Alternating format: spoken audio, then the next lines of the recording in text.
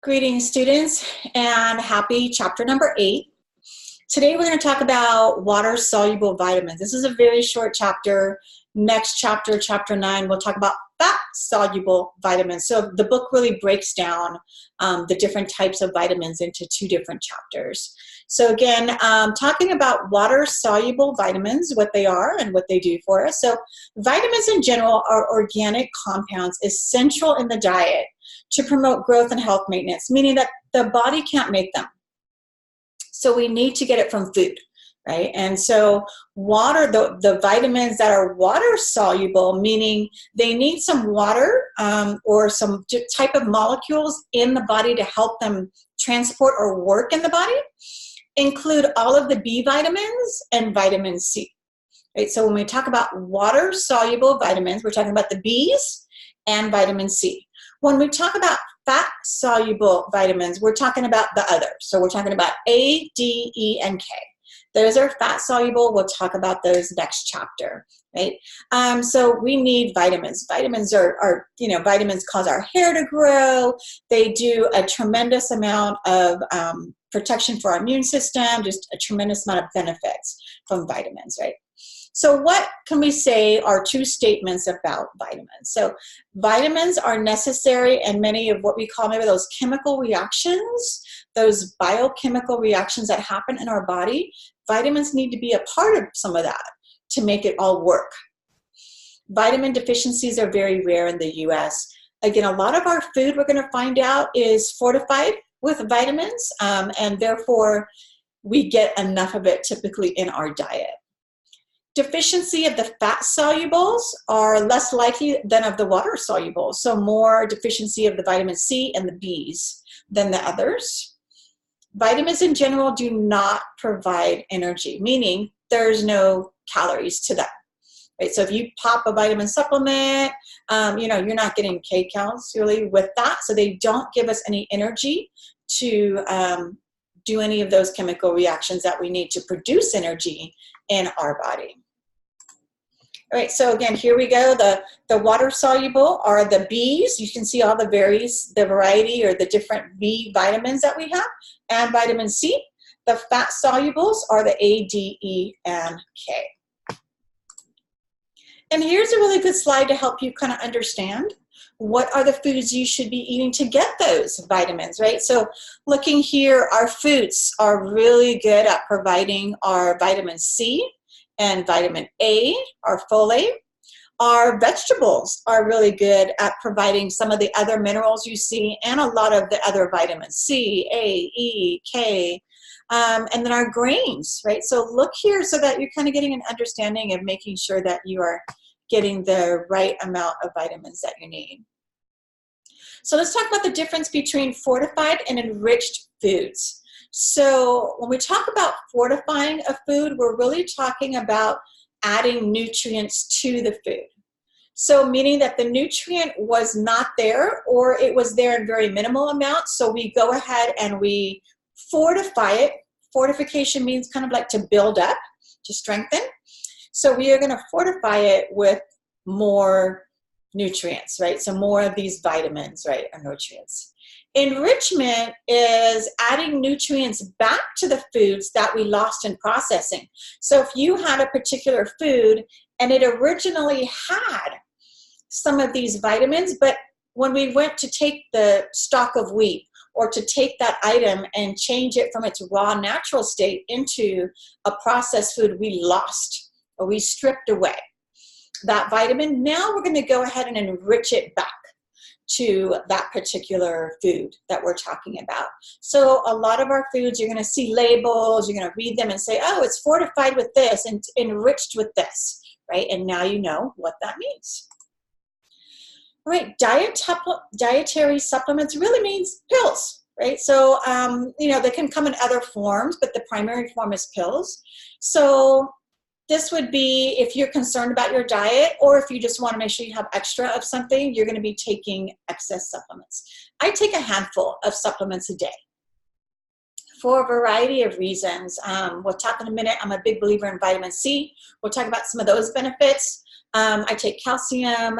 I take a multivitamin, make sure I have all of the different nutrients that I need for my age.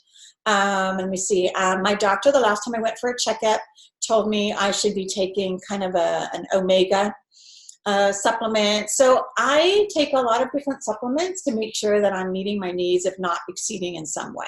Right?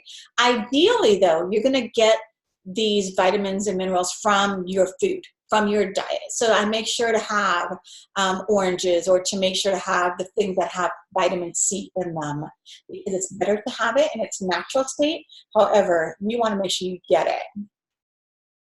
All right, so with most of our other foods, the small intestine is the place where most of our vitamin absorption happens. So your small intestine is where the majority of our vitamins are being absorbed.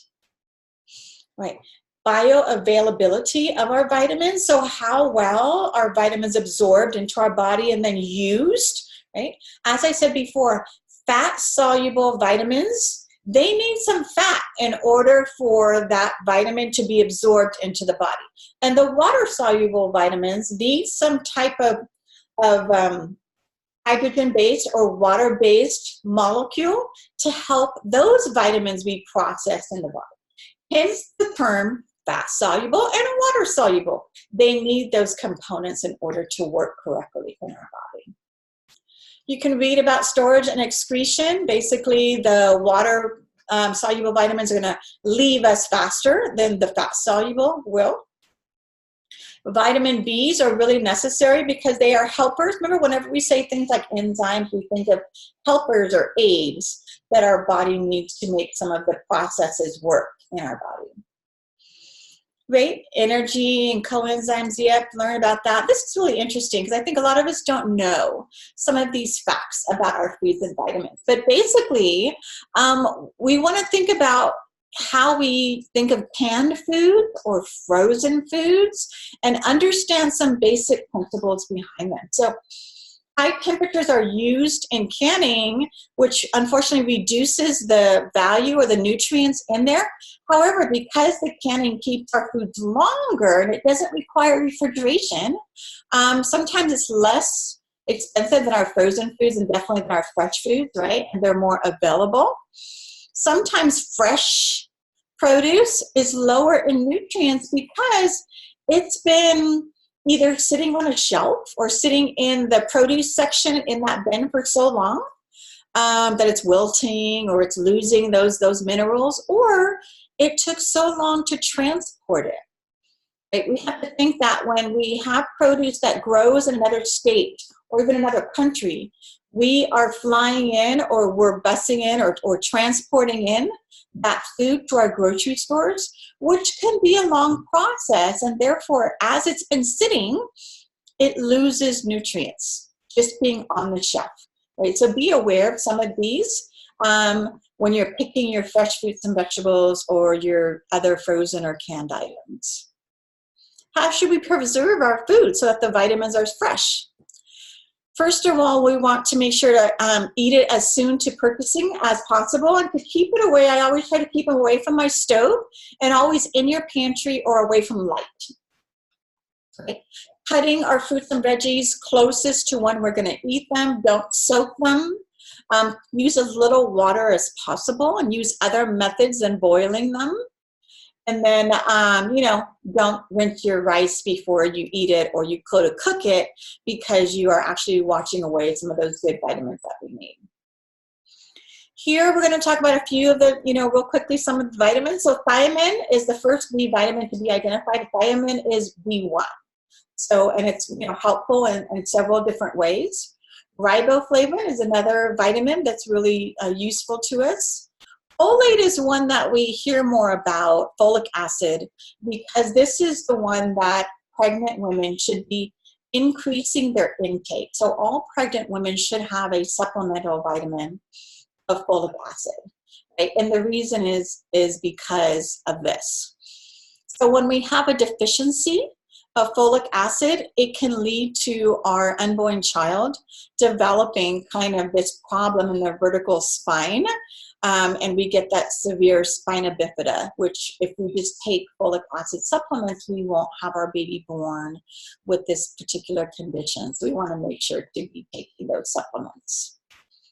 B12 is one of the B vitamins, and this is one that those who are vegan, meaning they have no foods from any animal sources or animal products at all, they need to make sure that their foods are fortified with that B12 because it's difficult in a vegan diet to get the B12 that you need. Good sources. Vitamin C, also known as ascorbic acid, is one that has tremendous health benefits for us.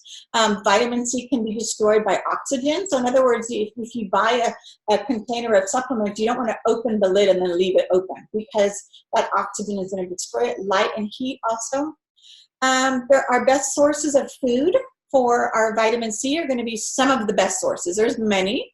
Strawberries, orange juice, kiwi are some good sources. Drinking orange juice is also a benefit because it actually helps the body to absorb iron, which is one of those kind of nutrients that we really miss a lot in our diets. The functions of vitamin C, it's an antioxidant, and this is good. Anytime we hear the word antioxidant, what it means is that think of it as all of our cells in our body. Your antioxidants are like the warriors that surround the cell and protect it from what we call free radicals. So free radicals are these little bad guys, if you will, that come and try to attack our cells and break them up and kind of destroy them. It's what causes aging. And so our antioxidants kind of protect the outer membrane of our cells and don't let those free radicals come in. And so we want these. These are good things, antioxidants, right? It helps to maintain our immune system. We need our immune system to fight a host of viruses and bacteria. It's important for the production of collagen. Collagen is the elasticity that you have in your skin. And so as we age, we lose that elasticity. We lose collagen, which is why we get wrinkles. And so our vitamin C is wonderful for helping to protect that collagen, right? And so therefore, you're going to see a lot of your products over the counter or different products that you purchase for skincare say vitamin C, or they have some form of vitamin C. I'm a big fan of both topical vitamin C and actually taking vitamin C supplements because there's really no negatives. There's no downsides to vitamin C. It's just great for you. Right? Some good sources, again, of vitamin C to look at for your diet, right? Understanding, like I said here, that vitamin C is really helpful to keep our elasticity or keep that collagen together in our skin as we age. It's a great antioxidant protecting our cells from those free radicals and the damage that we get from the sun. So this was, again, a really short chapter. We'll talk next time about chapter 9 when we talk about our fat-soluble vitamins.